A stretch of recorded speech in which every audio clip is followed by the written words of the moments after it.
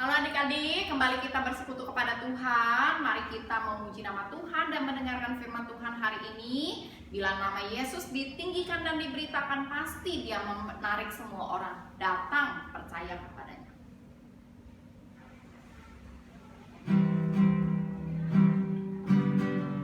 Dia harus makin bertambah, ku harus makin berkurang. Nama Yesus saja disembah, ku di tempat paling belakang. Bila Yesus ditinggikan dan salibnya diberitakan, pasti Dia menarik semua orang datang kepadanya sekarang. Dia harus makin bertambah, Dia harus makin bertambah, ku harus makin berkurang. Nama Yesus saja disembah, ku di tempat paling belakang. Bila Yesus ditinggikan dan salibnya diberitakan, pasti Dia menarik semua orang datang kepadanya sekarang. Oleh karena itu, kita mau terus menjadi saksi bagi Tuhan, memakai tangan kita, mulut kita, kaki kita untuk bekerja bagi Injil. Seperti Rasul Paulus ya adik-adik, tanganku kerja buat Tuhan.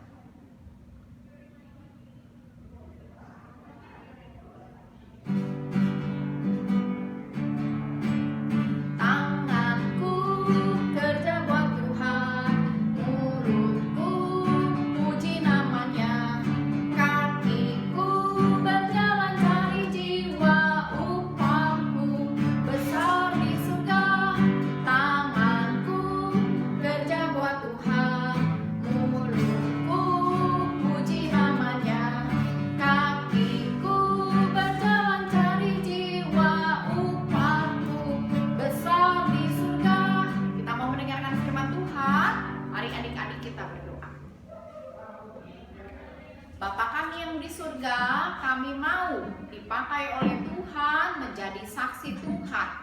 Kiranya Tuhan pimpin kami supaya kami boleh belajar firman Tuhan dengan sungguh-sungguh, sehingga kami dapat menyampaikan berita kasih Tuhan kepada orang-orang di sekitar kami, supaya orang-orang boleh datang dan percaya kepada Tuhan Yesus Kristus. Dalam nama Tuhan Yesus kami berdoa. Amin. Halo adik-adik, sekarang kita mau mendengarkan firman Tuhan semuanya. Saya mau ajak kita untuk berdoa dulu. Lipat tangannya dan tutup mata. Kita mau berdoa. Tuhan Yesus, terima kasih. Kami boleh beribadah, bersekutu kepada Tuhan. Kami boleh menaikkan puji-pujian kami.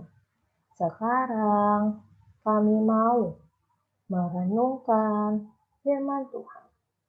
Tuhan tolong pimpin kami. Dalam nama Tuhan Yesus kami berdoa. Amin. Nah adik-adik, hari ini Sisi mau cerita tentang Tuhan Yesus. Waktu itu Tuhan Yesus mengajar orang-orang banyak. Waktu itu Tuhan Yesus menyembuhkan orang-orang banyak.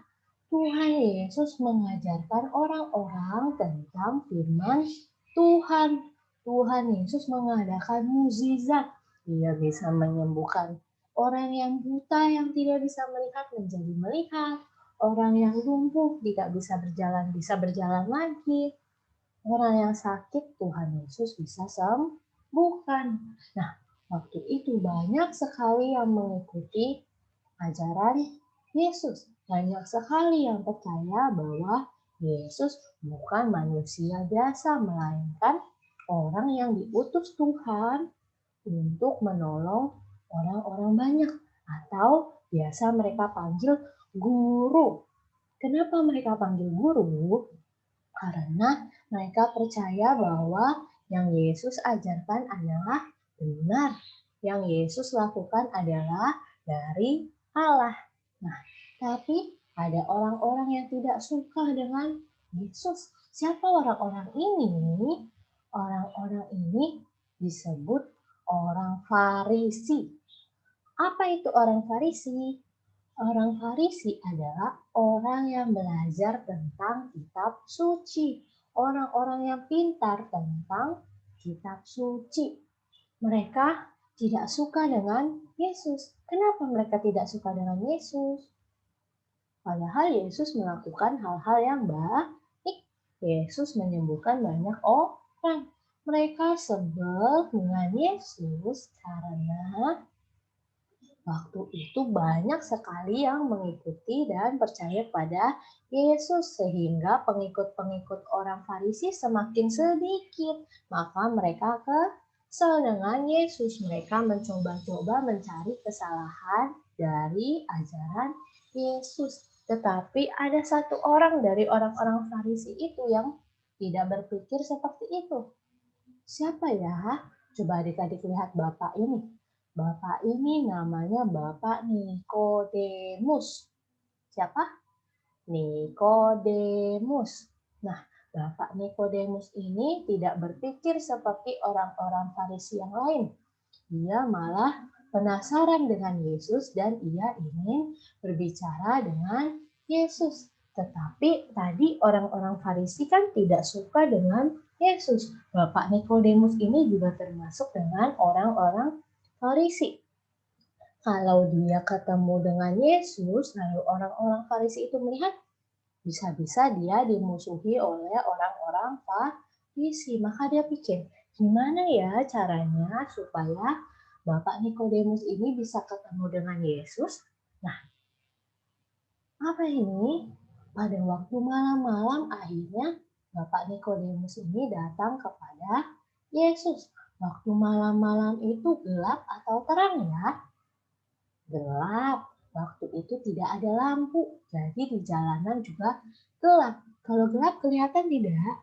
Tidak kelihatan. Makanya Bapak Nikodemus ini pergi mencari Yesus waktu malam hari. Nah, adik-adik tahu tidak apa yang Bapak Nikodemus ini tanyakan kepada Yesus? Cici akan bacakan apa yang Bapak Nikodemus ini tanyakan kepada Yesus. Adik-adik juga bisa sambil buka Alkitab adik-adik. Di Yohanes 3 ayat 1 sampai 21. Adik-adik bisa sambil baca, ikutin Cici, atau ditandai saja dulu Yohanes 3-nya. Nanti setelah selesai baru adik-adik baca. Nah, waktu Nikodemus datang kepada Yesus, Nikodemus tanya, Guru, aku tahu bahwa guru ini, Yesus ini adalah seorang yang diutus oleh Allah. Sebab tidak mungkin orang yang tidak diutus Allah bisa mengajar seperti itu. Bisa melakukan mukjizat. Lalu Yesus menjawab, betul sekali. Memang Yesus diutus oleh Allah untuk datang ke dalam dunia. Lalu Yesus kasih tahu sesuatu kepada Nikodemus. Kalau kamu tidak lahir baru, maka kamu tidak akan dapat melihat kerajaan Allah. Atau kamu tidak akan menjadi bagian dari anak-anak Allah. Apa tadi kata Yesus? Kalau kamu tidak lahir baru, maka kamu tidak akan bisa melihat kerajaan Allah atau kamu tidak menjadi bagian dari anak-anak Allah. Coba adik-adik lihat. Bapak Nikodemus ini seorang yang masih kecil seperti adik-adik atau seorang yang seumur Cici atau seorang yang sudah tua? Bapak Nikodemus ini sudah tua. Maka waktu Bapak Nikodemus mendengar kata Yesus, kalau orang tidak lahir baru, waduh, saya ini sudah tua. Bagaimana saya bisa lahir baru? Bapak Nikodemus ini bingung. Lalu dia bertanya pada Yesus, Bagaimana caranya supaya saya lahir baru? Saya ini sudah tua. Masa saya masuk ke perut ibu saya lagi untuk lahir lagi? Kalau adik-adik bisa tidak? Adik-adik kan masih kecil. Bisa tidak adik-adik masuk ke dalam perut mama kalian lagi untuk lahir lagi? Tidak bisa. Apalagi Bapak Nikodemus ini. Makanya Bapak Nikodemus ini bingung. Bagaimana caranya untuk lahir baru seperti yang Yesus bilang. Nah, lalu Yesus menjelaskan kepada Bapak Nikodemus, lahir baru itu seperti apa? Lahir baru itu, coba adik-adik lihat, ada gambar apa di sini? Ada gambar seorang bayi. Kenapa seorang bayi? Nah, ketika seorang bayi lahir ke dalam dunia, waktu bayinya lahir, bayinya bisa langsung lari-lari? Tidak bisa. Bayinya bisa langsung makan kerupuk, Cik. Makan ayam goreng. Tidak bisa. Bayinya bisa langsung teriak-teriak, manggil mamanya, atau bayinya bisa nyanyi? Tidak bisa. Waktu bayinya lahir, bayinya hanya bisa menangis. Bayinya hanya bisa minum susu yang dikasih oleh mamanya. Begitu juga yang Tuhan Yesus mau. Gimana sih cara kita jadi bayi lagi? Bukan itu yang Tuhan Yesus mau, tetapi Tuhan Yesus mau kita seperti seorang bayi yang tidak bisa apa-apa, yang tidak bisa langsung lari-lari, yang tidak bisa langsung nyanyi, hanya bisa menangis dan menerima apa yang diberikan oleh mamanya. Nanti lama-lama bayi tersebut akan dirawat oleh mama papanya, akan diajarkan. Nanti pelan-pelan dia bisa bicara, dia bisa mulai berjalan, dia bisa mulai belajar melakukan sesuatu. Tuhan Yesus juga mau kita seperti bayi itu. Tuhan Yesus mau kita mau diajar oleh Tuhan. Tuhan Yesus mau kita sedikit-sedikit belajar mengikuti apa yang Tuhan mau, mengikuti apa yang Tuhan ajarkan. Jadi lahir baru itu bukannya kita jadi baby lagi, tetapi merubah diri kita yang tadinya kita selalu melakukan dosa. Tadinya kita suka berbohong, tadinya kita suka mencuri, tadinya kita suka iri dengan saudara atau teman kita. Tetapi Tuhan Yesus mau kita lahir baru, mau kita berubah, mau kita belajar mengikuti perintah Tuhan. Oh, begitu toh kata Nikodemus.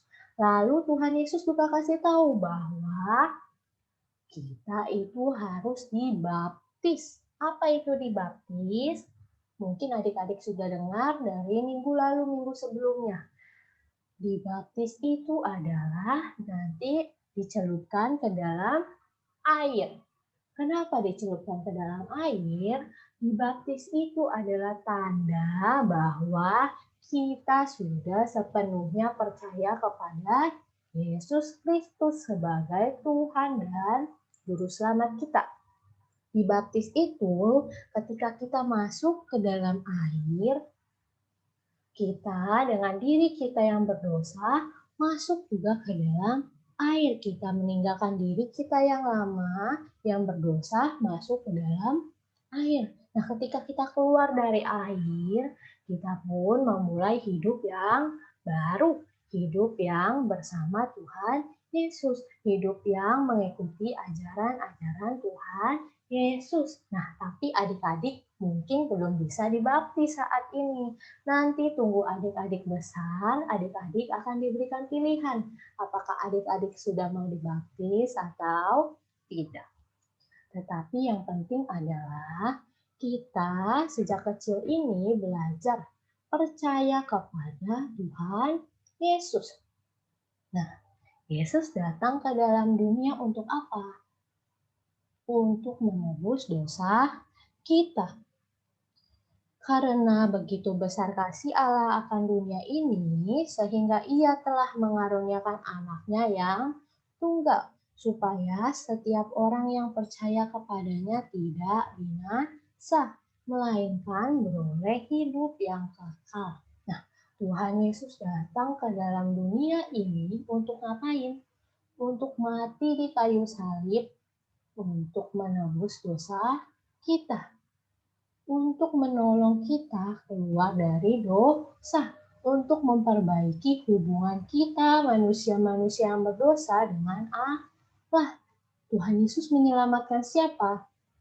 Tuhan Yesus menyelamatkan seluruh isi dunia ini. Tapi ada tapinya. Alkitab bilang bahwa Tuhan hanya menyelamatkan orang yang mau percaya bahwa Yesus adalah Tuhan dan Juru Selamat yang telah menyelamatkan kita. Hanya orang-orang yang percaya kepada Yesus Kristus yang diselamatkan. Adik-adik sudah percaya belum? Bagus kalau sudah percaya, adik-adik harus selalu ingat bahwa hanya Tuhan Yesuslah Juru Selamat yang benar. Adik-adik tidak boleh lupa bahwa hanya Yesuslah Tuhan Allah kita, Mesias, Juru Selamat yang hidup. Jadi adik-adik tidak boleh ragu kalau mendengarkan firman Tuhan yang sesuai dengan Alkitab adik-adik harus sepenuhnya percaya. Adik-adik tidak boleh menganggap hal tersebut adalah bohongan. Semua tentang Tuhan Yesus yang sesuai dengan Alkitab adalah semuanya benar. Adik-adik harus percaya. Mungkin saat ini adik-adik belum paham mengenai baptisan atau mengenai lahir baru, hidup baru. Tetapi hal yang harus adik-adik terus ingat adalah bahwa Yesus adalah Mesias. Yesus adalah Raja yang hidup, penyelamat kita, Juru Selamat kita. Yesus adalah Tuhan yang datang menjadi manusia untuk kita. Nah, ketika kita sudah tahu hal itu, maka kita pun harus percaya. Kita pun harus percaya sepenuhnya dan juga melakukan perintah-perintahnya. Karena Kristus telah menebus diri kita, Ia telah lahir ke dalam dunia, mati bagi kita, serta bangkit naik ke surga. Untuk siapa? Untuk kita. Makanya hidup kita bukan milik kita lagi, tetapi Tuhan Yesus yang harus ada di dalam hidup kita. Mari kita berdoa. Lipat tangannya dan tutup matanya. Kita mau berdoa. Tuhan Yesus, terima kasih. Karena kasih Tuhan, Tuhan mau datang ke dalam dunia yang hina ini. Tuhan mau mati bagi kami. Tuhan mau bangkit serta naik ke surga, juga memberikan Roh-Mu yang kudus bagi kami. Tolong kami ya Tuhan, supaya kami terus mengingat bahwa hanya Yesuslah Tuhan penyelamat kami. Hanya Yesus Kristuslah Juru Selamat kami yang harus kami percaya. Terima kasih Tuhan, hanya dalam nama Tuhan Yesus kami berdoa. Amin.